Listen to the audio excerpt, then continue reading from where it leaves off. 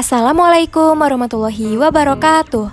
Halo, kami dari kelompok 1 mata kuliah kajian drama kelas 5A PBSI UIN Jakarta yang beranggotakan Tutik Handayani, Natasha Alia Putri, Fahmi, Ismi Maulidiah, dan Eko Budi Saputro. Pada video kali ini, kelompok 1 membahas mengenai sejarah drama dunia dan Indonesia, pengaruhnya bagi drama kontemporer Indonesia. Selamat menyaksikan. Sejarah drama. Drama klasik.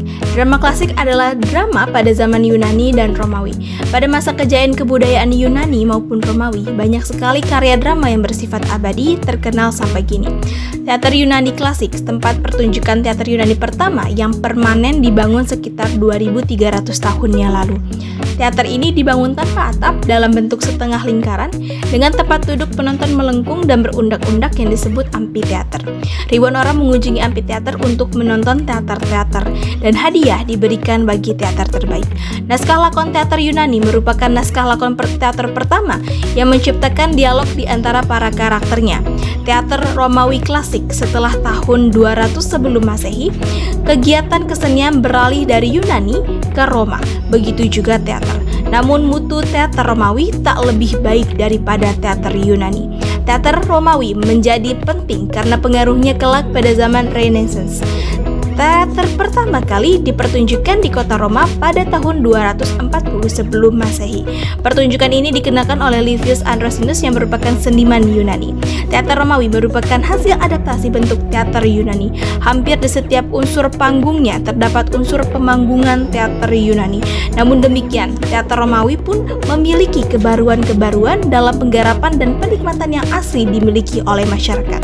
Pada zaman Yunani, tokoh yang paling terkenal yaitu Plato, Aristoteles, dan Sophocles. Sedangkan pada zaman Romawi, tokoh yang terkenal yaitu Plutus, Thrasens atau Publius Thrasens Aver, dan Lucius Seneca.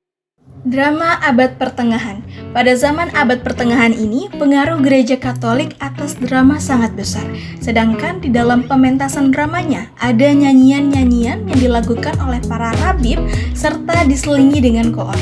Teater abad pertengahan dalam tahun 1400-an dan 1500-an, banyak kota di Eropa mementaskan drama untuk merayakan hari-hari besar umat Kristen. Drama-drama dibuat berdasarkan cerita-cerita Alkitab dan dipertunjukkan di atas kereta yang disebut pageant dan ditarik keliling kota. Bahkan kini, pertunjukan jalan dan prosesi penuh warna diselenggarakan di seluruh dunia untuk merayakan berbagai hari besar keagamaan. Para pemain drama pageant kebanyakan menggunakan tempat di bawah kereta untuk menyembunyikan peralatan. Peralatan ini digunakan untuk efek tipuan, seperti menurunkan seorang aktor dari atas panggung. Para pemain pageant memainkan satu adegan dari kisah dalam Alkitab, lalu berjalan lagi. Pageant lain dari aktor-aktor lain untuk adegan berikutnya menggantikannya. Aktor-aktor pageant seringkali adalah para perajin setempat yang memainkan adegan yang menunjukkan keahlian mereka. Orang berkerumun untuk menyaksikan drama pageant religius di Eropa. Drama ini populer karena pemainnya berbicara dalam bahasa sehari-hari, bukan bahasa Latin yang merupakan bahasa resmi gereja-gereja Kristen. Adapun sebagai ciri khas teater pada abad pertengahan ini adalah pentas kereta, dekor bersifat sederhana dan simbolis, serta pementasan simultan bersifat berbeda dengan pementasan simultan drama modern. Zaman Italia. Pada abad ke-17, teater Italia memiliki struktur-struktur bangunan dan panggung-panggung arsitektural. Panggung-panggung itu dihiasi setting-setting perspektif yang dilukis. Letak panggung dipisahkan dengan auditorium oleh lengkung proscenium.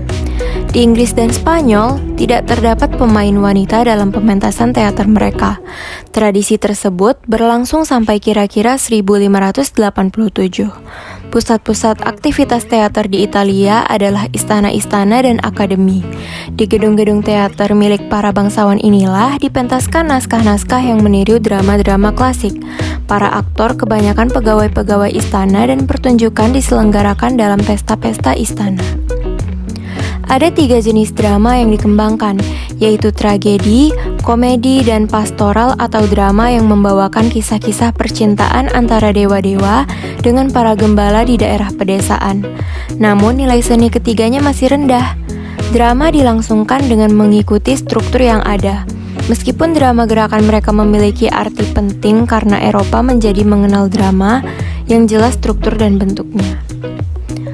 Tokoh yang terkenal pada zaman Italia ini adalah Dante, Torquato Tasso, dan Niccolò Machiavelli. Ciri-ciri drama pada zaman ini adalah sebagai berikut. Yang pertama, improvisatoris atau tanpa naskah. Yang kedua, gayanya dapat dibandingkan dengan gaya jazz, melodi ditentukan dulu, baru kemudian pemain berimprovisasi. Yang ketiga, cerita berdasarkan dongeng dan fantasi serta tidak berusaha untuk mendekati kenyataan. Dan yang terakhir, gejala akting, pantomime, gila-gilaan, adegan dan urutan tidak diperhatikan. Zaman Elizabeth. Teater zaman Elizabeth pada tahun 1576 selama pemerintahan Ratu Elizabeth I, gedung teater besar dari kayu dibangun di London, Inggris. Salah satunya adalah Gedung Globe.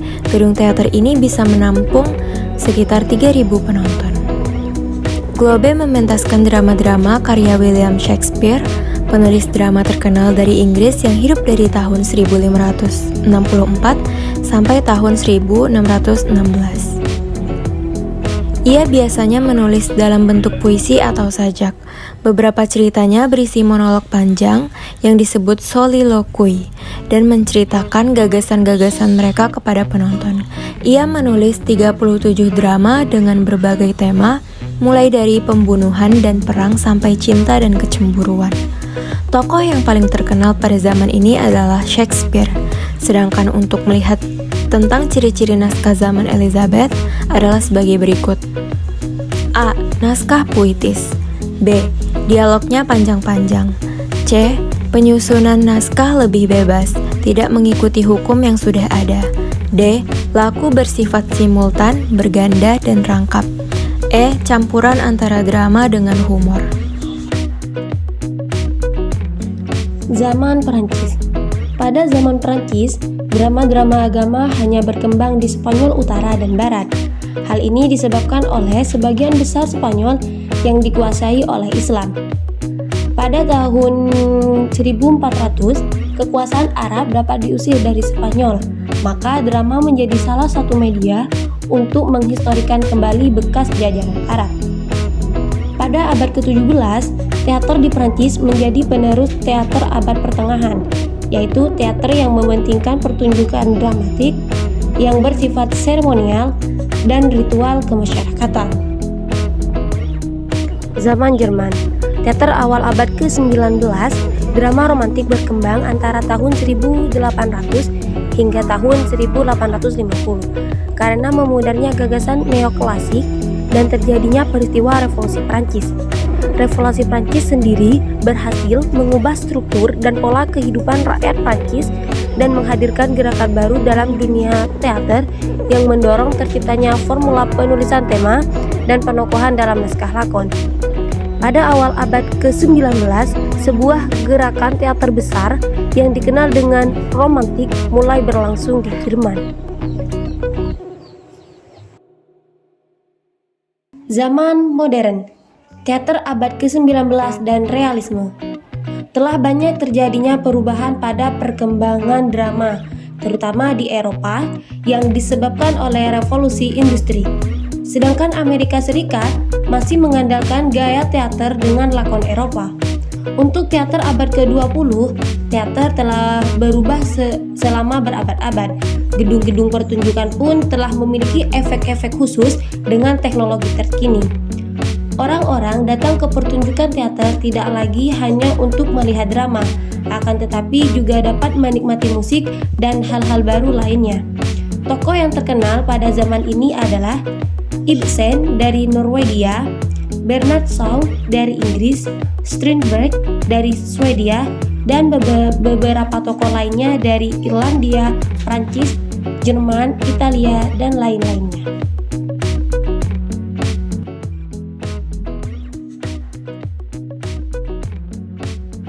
1. Sastra Drama Melayu Rendah tahun 1891 sampai 1940. Rombongan pertama drama modern Indonesia dibentuk oleh August Mahyu dan Yap Kuntai, orang-orang Cina peranakan Tionghoa yang telah terputus kulturnya dengan Cina.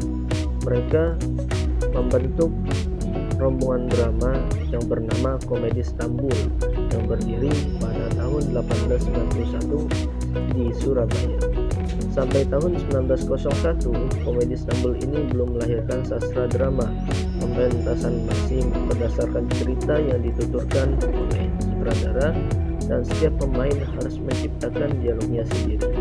Baru pada tahun 1901, pengarang F. Tiger menulis sastra drama yang pertama yang berjudul Lelakon Raden B. Suryoretno dalam bentuk satu babak.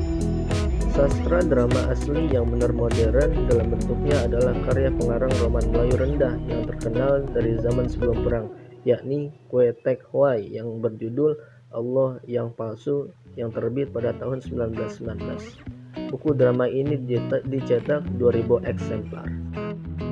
2. Sastra drama Pujangga Baru tahun 1926 sampai 1939. Karya sastra drama pertama yang ditulis dalam bahasa Indonesia standar dan ditulis oleh orang Indonesia adalah B. Basari pada tahun 1926. Penulisnya yaitu Rustam Effendi. Penulis ini dikenal sebagai penyair Pujangga Baru.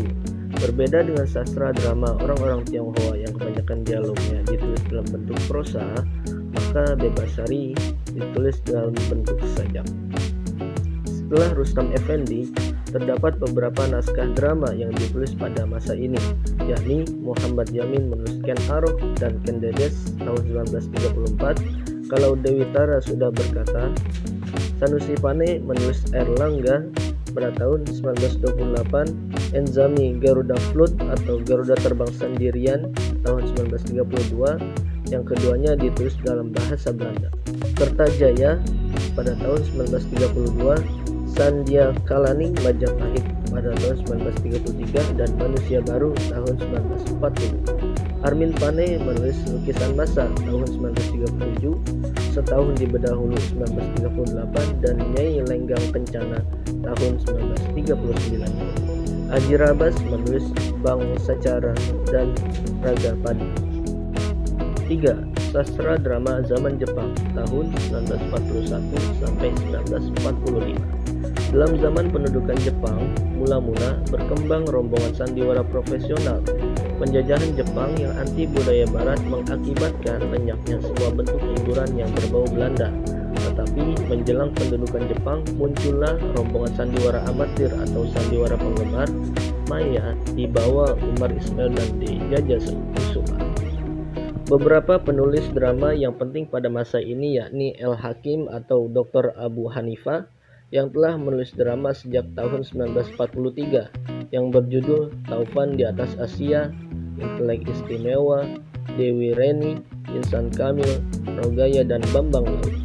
Usman Ismail menulis Citra tahun 1943, Liburan Seniman tahun 1944, Api tahun 1945, Mutiara dari Nusa Laut tahun 1943, Mekar Melati tahun 1945, Tempat Yang Kosong, dan Pamanku. Armin Pane menulis Kami Perempuan tahun 1943, Antara Bumi dan Langit tahun 1944, Hantu Perempuan, Jinak-Jinak Merpati tahun 1945, Barang Tiada Berharga tahun 1945. Idrus menulis Kejahatan Membalas Dendam di Baku Aceh tahun 1945 dan Dr. Bisma tahun 1945. Amal Hamzah menulis komedi Tuan Amin tahun 1945. Sastra drama sesudah kemerdekaan tahun 1945 sampai 1970 terbagi menjadi dua, yaitu dasawarsa 1950-an. Beberapa penulis drama yang muncul pada awal tahun 1950-an diantaranya yaitu Ahdiat Kartamiharja yang menulis Bentrokan Dalam Asmara tahun 1952, Keluarga Raden Sastro 1954, Pakaian dan Kepalsuan 1954, dan lain-lain. Ya, penulis lainnya yaitu Rustandi Kartakusuma, Sitor Situmorang, Selamat Mulyana, dan tokoh yang sangat menonjol yaitu Utui Tatang Sontani yang menonjolkan kualitas.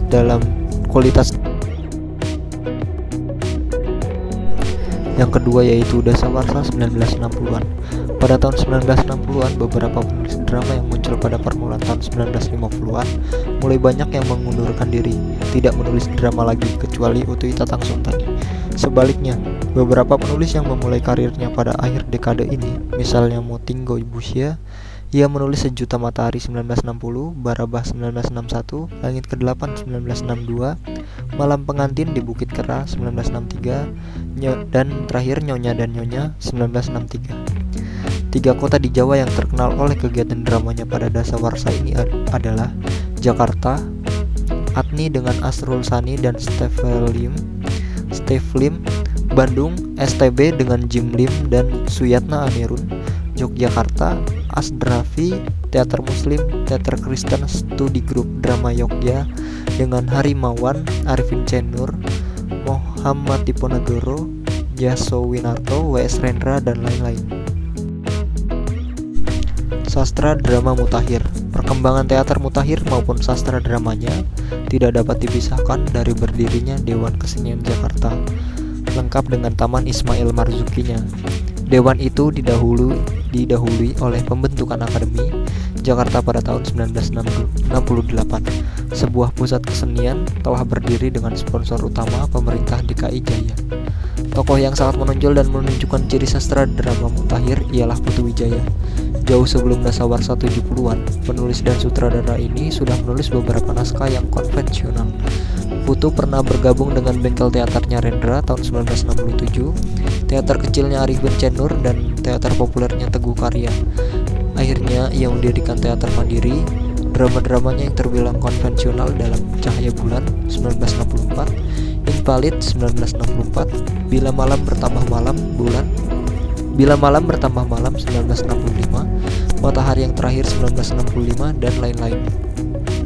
Adapun naskah-naskahnya yang termasuk Mutakhir dan banyak diikuti oleh penulis-penulis lain ialah Aduh 1937, Dakdikduk 1974, Edan Anu Awas Blong Dor Dap Dap Sandiwara Lo, dan lain-lain. Sekian ulasan mengenai sejarah drama dunia dan Indonesia, pengaruhnya bagi drama kontemporer Indonesia kali ini. Sumber referensi dalam video ini diambil dari buku Apresiasi Drama karya Tato Nurjanto MPD. Semoga video ini bermanfaat dan dapat diterima dengan baik. Mohon maaf jika ada kekurangan dalam video ini. Kami kelompok 1 akhiri. Terima kasih telah menyimak dan menonton video kami sampai akhir. Wassalamualaikum warahmatullahi wabarakatuh.